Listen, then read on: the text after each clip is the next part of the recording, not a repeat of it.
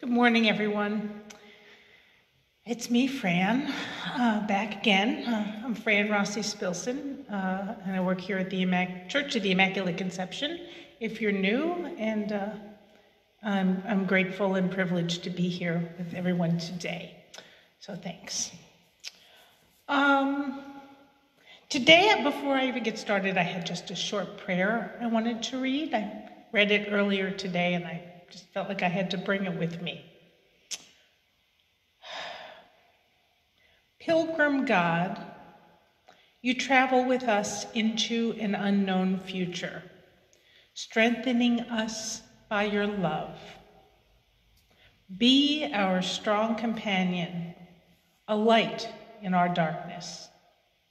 In your Son, Jesus, may we find new and everlasting promise of your love. Amen. Anything that I read or refer to today, quotations and such, I'm going to put links up to that later, okay? So today I thought we would talk a little bit about sorrow and joy because it's Easter, Alleluia time, happy, happy, joy, joy, and, feels a little harder maybe this year. So here we are 2 Sundays, almost 3 into our Alleluias, the Easter season. But it probably doesn't feel the same as it usually does, right? I'm sure we feel some joy. Well, perhaps some of us do not, and that's quite understandable. But, we feel joy in different ways. I know that people are very joyful, for example, and grateful for Father Jerry's and now Father Leo joining us for the online liturgies. And that is a source of happiness and other ways that we find joy. But we also, I think, sorrow is very present. And that may feel different or more pronounced this year, but if we're honest, I think we know that there's always a commingling of sorrow and joy in our lives at Easter and other times. So, we might feel like we're trying to be happy and put on a brave face for others in our life. I think a lot about that TV commercial. I think it's for an antidepressant, but like a woman has like a smile face on a stick, and she holds it up, and sort of that's her pretend smile. And many of us might feel that way, not just at this time, but especially at this time. So we think, well, how do we get here? It's Easter. We came through Lent. That's our more somber time that we deny our desires and empty ourselves to make room for this joy that is to come, but the joy feels upended. Another thing I happened to read, hang on. So much for having my pages marked, right? Here we go. I thought about this because of Easter and Lent and Easter, and this prayer is an adaptation of a prayer of St. Clare of Assisi in a book that was written by the liturgical composer David Haas, who's also a prolific writer. And in this prayer it says, "Return to yourself, enter into your heart, ponder what you were, what you should have been, and what you are called to." So I think that's a little bit like what we do in Lent and Easter. We try to realize that call and be people of the gospel, of alleluias, of joy. But we know that's not always so easy, even if the bonds of death have been destroyed. So we think about sorrow and joy, and I think it's a tendency for us to look at it as either or, happy, sad, black, white, good, bad. And life is really a mix of all of the things mixed together. Now, I'm in my early 60s. When I was growing up, a very popular book, and it's certainly been a book that was published long before my early years, but in my teen years, a book called The Prophet was very popular. It was written by a Lebanese-American Christian named Khalil Gibran, and some of you may be familiar with it, others not. And in this book, this prophet is being asked questions by people. And so a woman says to this prophet, "Speak to us of joy and sorrow." And he answered, "Your joy is your sorrow unmasked. The self-same well from which your laughter rises was often filled with your tears." He goes on to say in another portion, "The deeper that sorrow carves into your being, the more joy you can contain. Is not the cup that holds your wine the very cup that was burned in the potter's oven?" Another portion reads, "When you are joyous, look deep into your heart, and you shall find it is only that which has given you sorrow that gives you joy." So perhaps a problem that carved deep into the pain of our heart, when that is resolved, it becomes the source of our joy.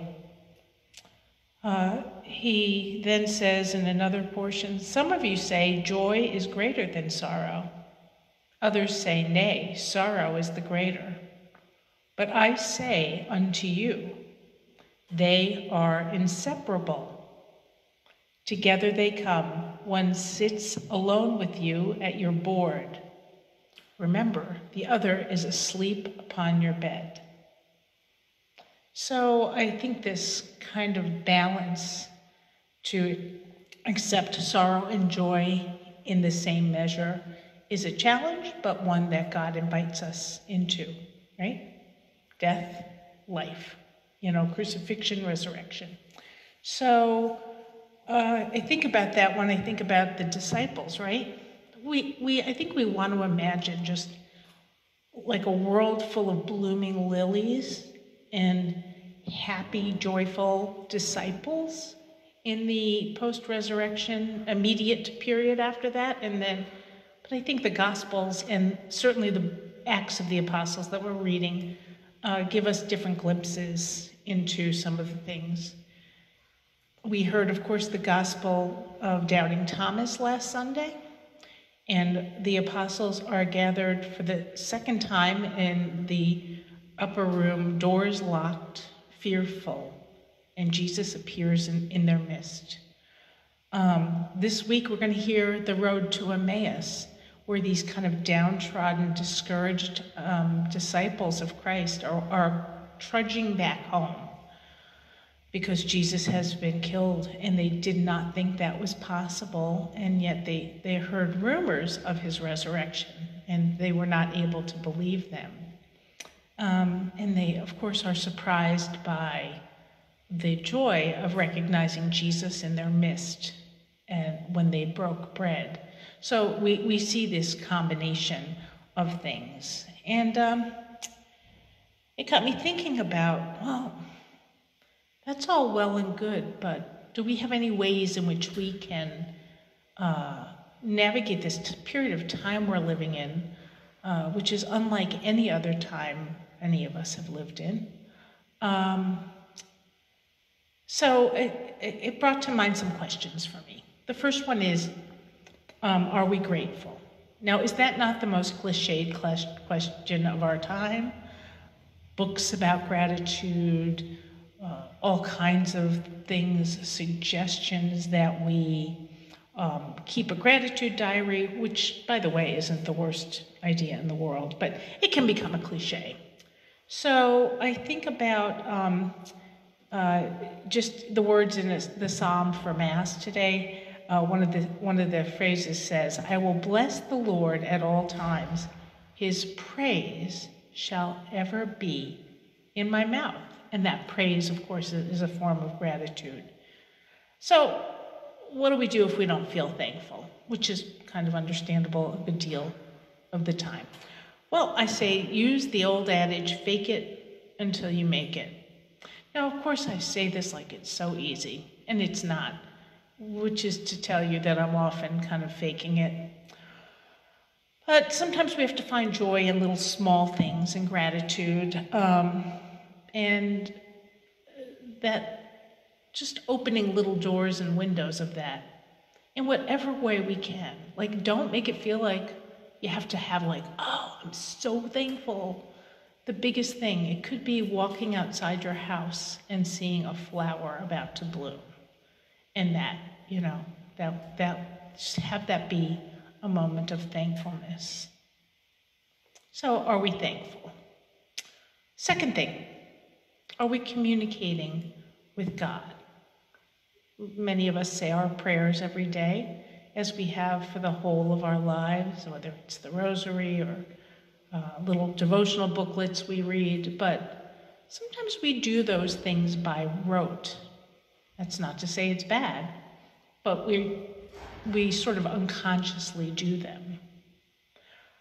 How are some ways that we can pray differently? Well, maybe that prayer would be just to go out and see if you see a flower, or turn your face up to the sun on a warm day. Sometimes we just need to, cry out to God.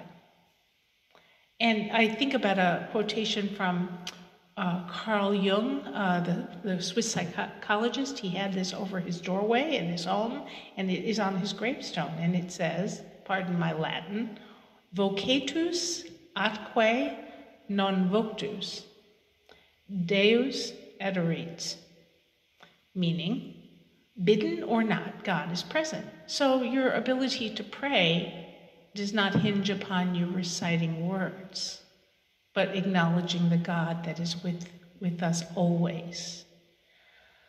The author Anne Lamott has written that there are only two prayers, really. The first one says, "Help me, help me." And the second one says, "Thank you, thank you." And that is true for many of us when we turn to God urgently at a moment of great need. But find different ways to pray and communicate with God. And just acknowledge God's presence, always with us. Third question, can I adjust my expectations? If I look at my own life, I see so much of the disappointment or sorrow that I felt has nothing to do with the cruelty of the world and everything to do with my highly unrealistic expectations. Expectations right now are hard to manage, I think. We're sharing office space with our spouse. Our kids are running around. They're trying to do online school. Maybe we live all alone. And we live alone all the time, but we can go out and go to the store and have our interactions or go to church. And now we're really like homebound and feeling that loneliness. And, so whether it's an absence of people or too many people, our frustration levels can be high. So the expectation of those around us. I saw a thing on social media, and it was a woman looking at her family gathered around the dinner table, and they're all, putting food in their mouth. And she has like a thought bubble coming out of her head that says, okay, when did these people start chewing? Well, apparently it was based on a woman who suddenly realized she lived amongst a family of loud chewers. I think of a member of my extended family who is a soup slurper, and how difficult that is, or was in my life at different times when I was around that person. So maybe it's the expectations to say, I'm just going to pause for a minute and not criticize everything, or silently but internally judge loudly. So can I adjust those expectations? It might be obvious at this point too that if we go back and connect that to gratitude. So yes, my husband chews loudly, but I'm so grateful for him in my life, or whatever it might be. And then how to communicate with God. All these things tie together. Fourth question, how can we be people for others? One of the best ways to get out of our own way and out of our sorrow is to do things for other people. And the term people for others is actually rooted in St. Ignatius' commission to his men, the early Jesuits, was that they should always be people who live for others. He was very big on you can't change other people. You can try and talk them into being one way and out of another, but typically that doesn't work. So notice we have an expectation issue there, but that what you can do things for them, be people for others. I don't know, maybe you're already doing this. Many people are. Maybe you can use your time at home to bake or cook and share it with others. Maybe you're reading more. Send out a thing like on Facebook or Nextdoor about, putting a box on your porch with books in it. Take one, leave one kind of thing. Share books. Write a letter. Send a card to someone. Call someone up. I used to love to talk on the phone. When I was a kid, my mother was always yelling at me because, you'd pay by the minute in the olden days of actual telephones with wires. And I loved to talk on the phone. Now, I talk on the phone all day at work, and I do love that. I go home, I do not want to talk on the phone, but it doesn't mean I don't need to pick up the phone and call some people in my life and just say, hey, I'm thinking of you, no matter how much I don't want to pick up that phone. So it could be doing anything that is oriented to helping another. And that is a way to somehow bring some of that sorrow into joy. The last question I ask is, can I forgive myself and can I forgive others? And to that I add, can I accept that God forgives me? So many of us bear burdens of shame. We have moments of our life, maybe from our childhood or maybe from yesterday, things that cause us shame and sorrow, things that we cannot accept that we did.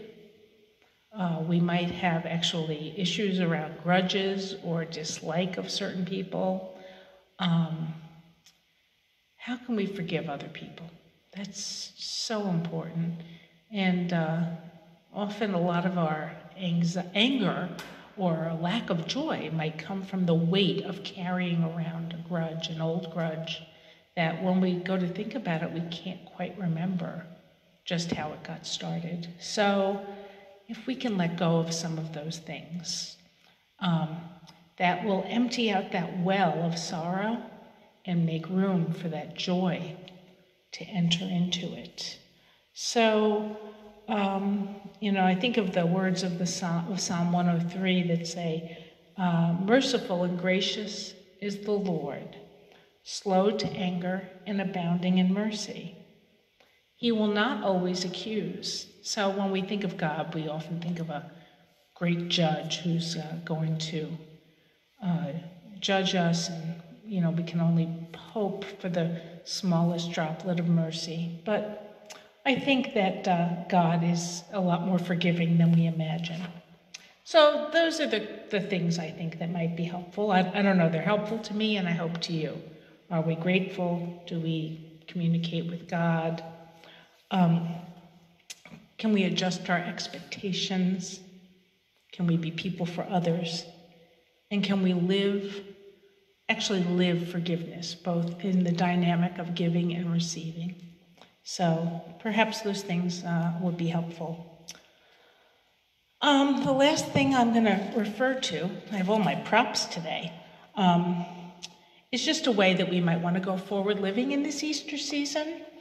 Sister Thea Bowman was a Catholic religious sister, and she died in 1990 of cancer.